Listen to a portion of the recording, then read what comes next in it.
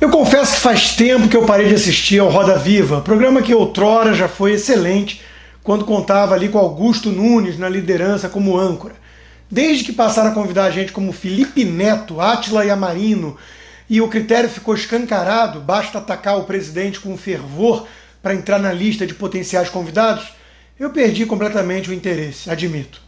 Nessa segunda, portanto, eu estava ocupado com outra coisa, algo bem melhor. O novo filme do Brasil Paralelo, Os Donos da Verdade. Um documentário excelente que expõe o quadro preocupante no Brasil e no mundo de quem defende a liberdade de expressão e precisa enfrentar não só a ditadura do politicamente correto, mas também as autoridades que se julgam no direito de impedir o tal discurso de ódio. Recomendo o filme. Mas eu soube hoje que Marcelo Tais provocou certa sensação ao perguntar ao entrevistado, o anti-bolsonarista Marcelo Adnet, sobre humorista ser assumidamente alguém de esquerda, se isso não prejudicava a sua imparcialidade, a sua isenção. A pergunta é boa, até porque humorista que se preza tem alguma coisa ali de iconoclasta, bate em tudo e todos.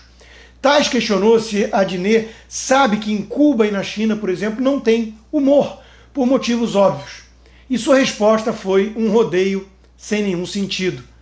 Vejam só. Nessa toada aí, eu quero até esclarecer, viu, Adnet, que muita gente que comentou o Roda Viva até antes dele começar, colocou a bancada como toda comunista, né, de esquerda e tudo mais. Eu quero dizer para esse pessoal que, para a esquerda, eu sou um cara de direita.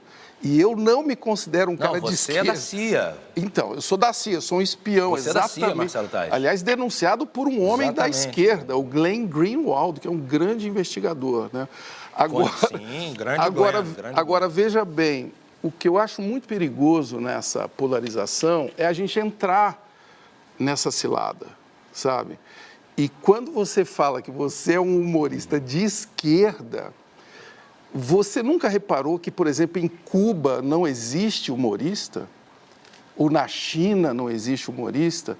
Eu acho muito perigoso a gente, como pessoas que trabalham com humor, tomar um partido, especialmente quando o humor é censurado, né? No caso de Cuba, que é um país muito triste. Eu acho. Sim, mas aí, Marcelo, você vai falar que então o humorista tem que ser de direita, então na Libéria, na África, o humor é bem...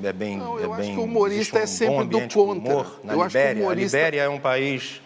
Por exemplo, nós temos países do... Mas eu ter uma opinião e uma posição política me bota... você acha que não estou entendendo o ponto. Você acha que o humorista não pode ter uma posição política? Não, claro que você pode ter opinião política e todos nós temos, né? Mas quando eu me coloco partidariamente, eu sou de esquerda, eu acho que quando o humorista faz isso, ele perde um pouco do fio da navalha, sabe? Porque o que eu admiro em você é justamente o poder crítico que você tem com personagens da direita, da esquerda e tudo mais, entendeu? Se eu sei que você é um cara, não, eu sou de esquerda, para mim perde um pouco, assim, mas é óbvio que essa magia vai ser recomposta assim que você começar a falar de novo, entendeu? O que eu estou querendo dizer é que eu vejo na esquerda brasileira uma lacração, para usar uma palavra que eu abomino, né? A lacração da esquerda brasileira é de uma burrice, porque lacrar significa justamente você encerrar uma conversa. E eu vejo, a sua crítica foi perfeita. A comunicação progressista, ela tem um problema pela sua arrogância. Só que ninguém fala isso. A esquerda brasileira é muito arrogante. Ela é super acadêmica.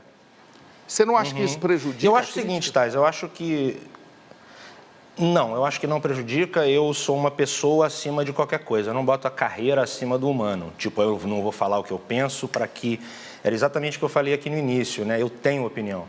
E acho que ser de esquerda, Tais, eu acho que você sabe bem disso, não tem nada a ver com China ou Coreia do Norte. Isso é comunismo. Nós temos que separar o que é ser um progressista e o que é ser um comunista. Porque o comunismo, que você fala do regime autoritário da China, que a China não tem humor, ou Coreia do Norte, eu não recordo bem exatamente. Cuba, sim. Cuba é um regime. Cuba e Coreia do Norte tiveram regimes autoritaríssimos. Mas é endeusada pela esquerda brasileira. Progressistas.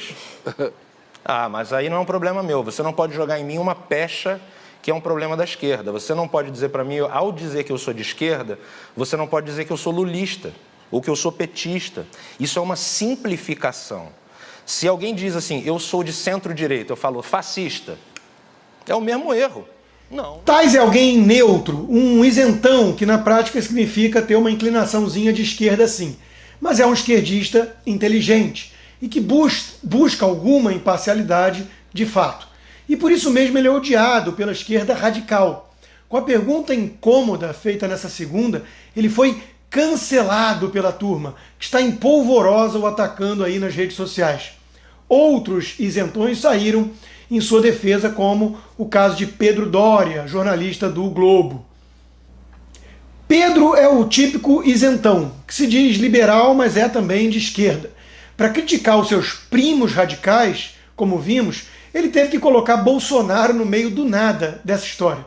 Ora, quem defende censura na internet não é o Bolsonaro, aquele que mais é xingado e atacado, rotulado até de nazista, mas sim os radicais de centro, que passam pano para o STF e o seu inquérito ilegal de fim de mundo e que aplaudem o PL de fake news. Reparem como Pedro fica cheio de dedos para constatar o óbvio, que em ditaduras comunistas o humor não tem qualquer espaço. Vejam. O ultra-esquerdista Glenn Greenwald saiu em defesa do regime comunista cubano, aquele que já matou dezenas de milhares de inocentes, que perseguia gay, que matava todo mundo no paredão, mas que mantém o povo feliz, segundo o nosso, abre aspas, jornalista do The Intercept. Tão engraçado ver Marcelo Tais dar uma palestra sobre comédia para Marcelo Adnet, como ele costumava tentar me dar palestras sobre jornalismo. Claro, né, porque quem vai ensinar ao Glenn Greenwald sobre jornalismo? O que é Marcelo Tais? O que ele faz? No que ele é bom?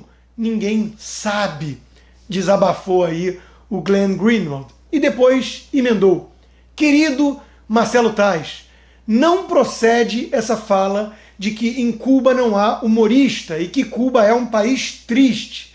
Faço pesquisa de campo em Havana desde 2015 e não é isso que vejo. Imagina onde ele procura. O cubano tem suas reclamações, mas é um povo feliz. Em relação ao humorista, sim, há censura no humor, mas e não é preciso dizer mais nada, né? Nós sabemos em que Greenwald é bom. Em defender o indefensável, em mentir, enganar, receber material hackeado, roubado e tentar melar com isso a mais bem-sucedida operação de combate à corrupção no Brasil. Assim, em levar também tapa de jornalista raiz na cara para deixar de ser abusado. Covarde, você é um covarde. Você é um covarde. Eu vou falar porque você é um covarde. Você é um covarde, Augusto Nunes. Você é um covarde. Que isso? Calma. Parou. Que isso? É isso aí. Peraí, calma. Eu te mostro quem tem coragem. Não, aí não. Eu te mostro quem tem. Peraí, vamos cortar. Cabide, pode cortar, vamos tocar uma música. Em homenagem aos que defendem a liberdade de expressão fundamental para a sobrevivência do humor, nada como a internet, não é mesmo? Como as redes sociais anárquicas. Enquanto as autoridades inspiradas em regimes como o cubano ou o chinês não conseguem calar os indivíduos no Brasil. Sobrou para o figurino da apresentadora, que parece de fato uma espécie de piada pronta. Quem tem senso de humor acha graça. Já aqueles que morreram por dentro ficam se corroendo de raiva e passam a pregar posturas autoritárias para impedir esse tipo de coisa ou pedindo a cabeça dos seus pares nos outros veículos de comunicação, não é mesmo? E sim, a liberdade tem que valer para todos os lados. Como prova, eu mesmo destaco aqui essa nova imagem que fizeram em minha homenagem, muito carinhosa, onde eu apareço até bastante apetitoso, mais do que o cheddar que acabamos de ver. Vamos todos rir um pouco mais? Faz falta. E não por acaso todo comunista é um bicho taciturno, seco, oco.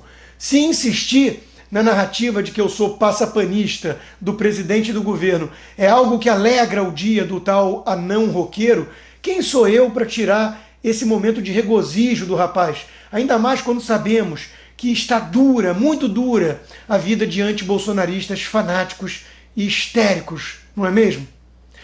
Por fim, eu reconheço como é difícil a vida de humoristas num país insano como o nosso, onde analistas sérios, sociólogos renomados e respeitados, ao menos pela patota de selo azul, mandam uma dessas aí, sem qualquer ironia aparente, sem ruborizar, mas falando sério. A outra investigação agora envolvendo outro filho do presidente te indica sobre a família Bolsonaro? Bom, indica que até mesmo nos padrões de corrupção, o Brasil caiu no fundo do poço, porque nos governos anteriores do PT, a gente ouvia falar de notícias de uma corrupção glamurosa. Eram grandes empresas estatais, a Petrobras, grandes empreiteiras com negócios internacionais. Era uma corrupção hollywoodiana que nós tínhamos no Brasil. Hoje, com a chegada ao poder do baixo clero, né, de um deputado federal do baixo clero, de vereadores do Rio de Janeiro, o que nós temos é um outro padrão de corrupção, aquele padrão mais tradicional de corrupção do baixo clero. Então, até nisso, nós caímos no... Durma com um barulho desses, Adnet.